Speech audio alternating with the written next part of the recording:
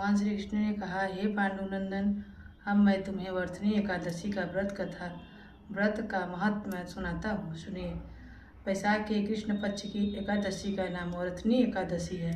इस वर्तनी एकादशी का व्रत करके महाराज मांदाक्य ने मोक्ष की प्राप्ति की थी और उनको अनेकों धूमधामार्य इत्यादि राजाओं ने इस एकादशी के व्रत को करके मुक्ति को प्राप्त किया। अनेक प्रकार की तपस्या हजारों लाखों वर्ष करने पर भी वह फल प्राप्त नहीं होता जो इस वैशाख कृष्ण पक्ष की एकादशी व्रत से प्राप्त होता है। अतएव इस एकादशी का व्रत प्राणी मात्र को करना चाहिए। सूर्य ग्रहण के कुरुक्षेत्र में विधिवत स्नान पूजन कर 100 बार सूर्य दान करने का जो फल होता है, वह फल केवल वैशाख कृष्ण पक्ष की वर्तनी एकादशी का व्रत करने से होता है। श्रद्धा और भक्ति से इस वर्तनी एकादशी का व्रत करने वाले के समस्त मनोरथ पूर्ण हो जाते हैं और वह इस लोक को में रहकर सुख और ऐश्वर्य का भोग करता है और अंतकाल में स्वर्ग सुख पाता है। गजदान महान पुण्य को देने वाले और पाप एवं संताप का नाश करने वाला अच्छदान भी पुण्यबद्ध है, मगर गजानन के समान नहीं। पर भूमि दान का पुण्य अत्यंत ही महान है। उसके तुलना में अस्त्रदान और गजादान एकदम तुच्छ है। भूमि दान से अधिक पुण्य फल तिल दान में है और तिल दान से अधिक हेम स्वर्ण दान में है और स्वर्ण दान से भी अधिक पुण्य अन्नदान में है। अन्नदान महान और अच्छे फलों को देने वाले, इसके समान पुण्य संचय करने वाले अन्य कोई दान यही यद्यपि भूमि ही है, वह माता स्वरूप है।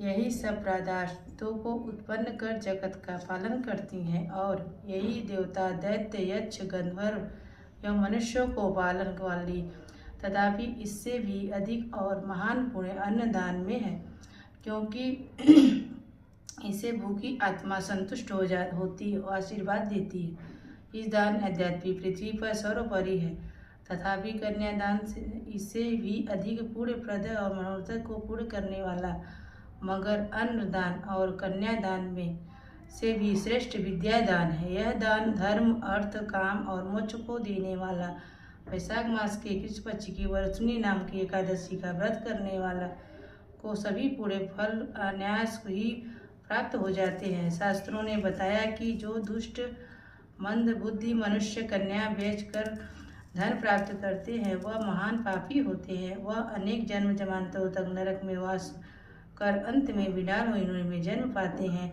इसके विपरीत जो कोई कन्या को वस्त्र एवं अलंकारों से संयुक्त कर श्रद्धापूर्वक दान देते हैं, उनके पूरे फल का वर्णन से शारदा और भगवान शंकर भी नहीं कर सकते। व्रत करने वालों को दशमी के दिन सायंकाल ही के समय एकादशी व्रत करने का संकल्प करना चाहिए। संकल्प करने के पश्चात कांसे के पात्र में भोजन नहीं करना चाहिए। मांस, मधुर, कोदो, सावा, साग, मदिर, दूसरों का जूठा अथवा बारंबार भोजन नहीं करना चाहिए। साथ ही साथ मन को एकाग्र कर शांतिपूर्वक रहना चाहिए। एकादशी के दिन प्रातः काल नित्य कर्मों से निवृत्त होकर स्नान कर भगवान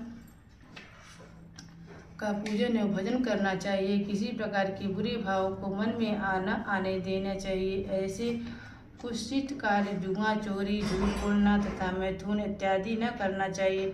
शांति से सात्विक बुद्धि धारण कर भगवान का भजन करना चाहिए। दिन एवं रात की किसी भी समय निद्रा के वशीभूत नहीं होना चाहिए, बल्कि जागरण का भगवान के सामने नित्य गीताध्याय करके भगवान की आराधना एवं पूजन करना चाहिए। इस प्रकार वर्तनी एकादशी का व्रत करने वालों को सभी पाप नष्ट हो जाते हैं।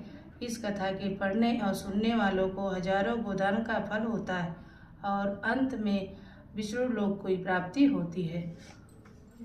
ओम नमो नारायण नमः।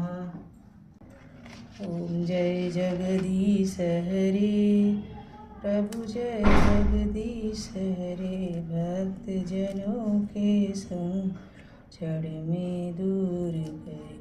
ओम जय जगदीश हरे। जो धावे फल पावे, दुख बिन से मन का। स्वामी दुख बिन से मन का, सुख संपत्ति घर आवे। कष्ट मिटे तन का। ओम जय जगदीश रे मात पिता तुम मेरी शरण गओ किसकी सुमि शरण गओ किसकी तुम बिन और न दूजा तुम बिन